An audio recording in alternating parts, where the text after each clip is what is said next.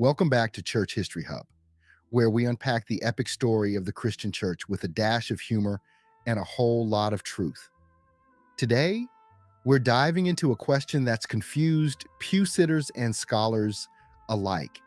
How did the Roman Catholic Church come to be? And what's the deal with Catholic versus Roman Catholic? Are they the same? Join us as we travel from the catacombs to the cathedrals to clear the air and uncover the roots of one of Christianity's biggest institutions. Let's start with the basics. The word Catholic comes from the Greek katholikos, meaning universal or according to the whole. Around 110 AD, Ignatius of Antioch used it to describe the church as the worldwide body of believers united in Christ. Back then, Catholic didn't mean a specific denomination.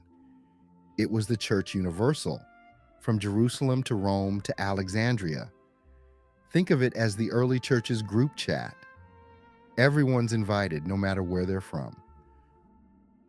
But if Catholic means universal, why do we talk about the Roman Catholic Church?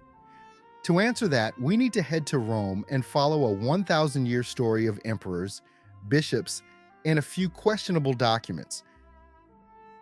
In the early days, Rome was just one of many Christian hubs, alongside places like Antioch and Alexandria.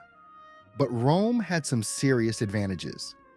First, it was the heart of the Roman Empire. Think of it as the ancient world's political and cultural capital, like a first-century superpower. Second, tradition holds that the apostles Peter and Paul were martyred there in the 60s AD under Emperor Nero, giving Rome major apostolic street cred. The early church saw Peter as the rock Jesus spoke of in Matthew 16:18, and Rome leaned hard into that legacy. As early as the late 1st century, we see Rome's bishops stepping up. Clement of Rome, around 96 AD, wrote a letter to the church in Corinth, gently nudging them to settle a dispute. This wasn't a power grab, it was a plea for unity. But it shows Rome's bishop already had some clout beyond his city. Fast forward to the 4th century, and things get a major boost with Emperor Constantine.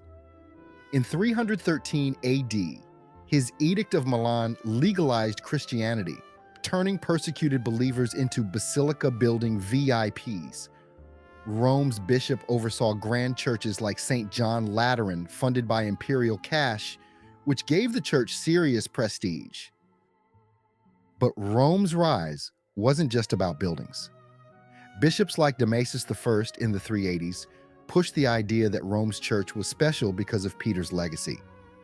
Damasus even called Rome the Apostolic See, a fancy title that stuck. He also settled a practical issue. Which books belong in the Bible? At the Council of Rome in 382 AD, Damasus helped define the New Testament canon we still use today. That's a big deal for a church figuring out its identity. Still, not everyone was on board with Rome's growing influence. The Eastern churches, like those in Constantinople, pushed back. Take the Quartodecimanism controversy in the 2nd century. Some Eastern churches celebrated Easter on a different date than Rome. Rome's bishop, Victor I, tried to enforce uniformity, but the East wasn't having it, showing early tensions over authority. By the 5th century, Pope Leo I took it up a notch, arguing that as Peter's successor, the Bishop of Rome had unique authority over the entire church. His famous tome at the Council of Chalcedon in 451 AD swayed the debate on Christ's nature, proving Rome's theological muscle. But the East still saw Rome as first among equals, not the boss. These disagreements were like theological family feuds, setting the stage for a bigger split down the road. By the 5th century, the Western Roman Empire was crumbling. Think barbarians at the gates, economic chaos, the works. But the church in Rome, it was just getting started. Popes like Gregory the Great in the 6th century were MVPs, preaching, organizing monasteries, sending missionaries like Augustine of Canterbury to England, and even negotiating with barbarian kings to keep Rome from falling apart. Gregory's reforms, like standardizing the liturgy, gave the Western Church a unified vibe, Latin prayers, Gregorian chant, the whole medieval package. Then came a wild card, the donation of Constantine. This 8th century document, spoiler alert, it was a forgery, claimed Constantine gave the Pope control over the Western Empire. It was like finding a divine contract saying, "You own Europe." Popes leaned into it to justify their growing political power, especially when Pepin, king of the Franks, gave them land in 756 AD, creating the Papal States. Suddenly, the Pope wasn't just a bishop, he was a prince. The 8th century also saw a major alliance with Charlemagne, crowned Holy Roman Emperor by Pope Leo III in 800 AD. This partnership tied the Roman Church to Western Europe's new power, making it the spiritual heart of a new Christian empire. But theology was brewing trouble. The Filioque controversy, whether the Holy Spirit proceeds from the Father and the Son, started as a Western addition to the Nicene Creed. The East cried foul, saying it messed with the original creed from 325 AD. Rome doubled down, adding it to their liturgy by the 9th century, which annoyed Constantinople to no end. By the 11th century, the Roman Catholic Church was a distinct institution, centralized under the Pope, with its own laws, Latin liturgy, and a theology blending scripture with sacred tradition. But the East-West tensions exploded in 1054 with the Great Schism. Mutual excommunications between Rome's Pope Leo IX and Constantinople's Patriarch Michael Carolarius split Christianity in two. The Eastern Orthodox Church rejected Rome's claim to supreme authority, while the West doubled down on the Pope as Peter's successor. From then on, Roman Catholic meant the Western Church loyal to the Pope, with its own rituals and identity. The schism wasn't just a breakup, it was a divorce that shaped Christianity for centuries. So let's clear the air. Catholic means universal, describing the worldwide body of Christ's followers. Early Christians used it to emphasize unity across regions, and Ignatius of Antioch dropped the term as early as 110 AD. Today, lots of groups claim Catholic. The Eastern Orthodox call their church the Orthodox Catholic Church, emphasizing its universal mission. Anglicans use it in their creeds, pointing to the one holy Catholic and Apostolic Church.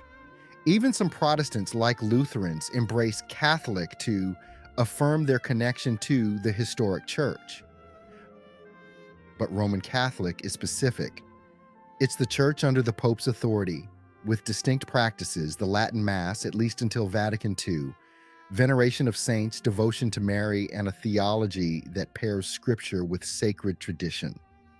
The term Roman Catholic gained traction during the Reformation in the 16th century when Protestants challenged Rome's claim to be the Catholic Church.